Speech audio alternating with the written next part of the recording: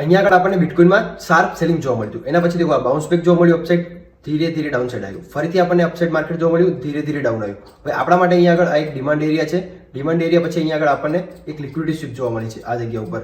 આ લેવલ ઉપર liquidity sweep જોવા મળી, માર્કેટ ફરીથી અપસાઇડ ગયું, માર્કેટમાં એક આ ફરીથી ઓર્ડર બ્લોક બન્યો હતો, ત્યાં આગળ માર્કેટ ટેપ થઈ ગયું છે એક વખત. આ લેવલ ઉપર આપણને અહીંયા આગળ ટેપ થવા જોવા મળ્યું છે આ કેન્ડલ દ્વારા. હવે અહીંથી આની ઉપર જો માર્કેટ એક બી કેન્ડલ ક્લોઝ કરે છે અને ઉપરની બાજુમાં કોઈ બી જગ્યાએ એફઈજી આપણને જોવા મળે તો માર્કેટ ઉપરથી જે એફઈજીના એરિયામાં જોવા મળે છે, જે બી ફર્સ્ટ એફઈજી બને ત્યાંથી આપણને ફરીથી ને જે આ લેવલ છે ત્યાં સુધી આપણને જતું ઉપર સાઈડ જોવા મળશે. હવે આની નીચે જે સ્વિંગ લો છે આવી રહ્યો તે આપણા માટે ખાસ ઇમ્પોર્ટન્ટ રહેશે. જ્યાં સુધી આની ઉપર માર્કેટ રહેશે આ સ્વિંગ લોની ઉપર ત્યાં સુધી આપણને આ માર્કેટ સુધી આપણે ટચ થતા જોવા મળી શકે છે. કેમ કે જેટલું બી આપણને અપસાઇડ ફાસ્ટ મુવમેન્ટ જોવા મળ્યું છે, માર્કેટમાં સેલિંગ એકદમ ધીરે ધીરે જોવા મળ્યું છે અને આપણા માટે લિક્વિડિટી બી સ્વીપ થઈ ગઈ છે. ઓર્ડર બ્લોક ઉપર પણ આપણે ટેપ જોવા મળ્યું છે. હવે એક બી કેન્ડલ આ કેન્ડલના લોની નીચે આપણને આવતી જોવા નથી મળતી અને અપસાઇડ એક પણ કેન્ડલ ક્લોઝ જોવા મળે. અહીં કહેશે કે ફર્સ્ટ એફપીજી કોઈ બી જાતનો પહેલો એફપીજી બને તેની અંદર આપણને માર્કેટ આવતા જોવા મળે છે. તો આપણા માટે આ લેવલ સુધી આપણે ટાર્ગેટ રહેતો જોવા મળે છે. જોઈએ હવે આપણને કઈ રીતે માર્કેટ મૂવમેન્ટ થતું જોવા મળે છે.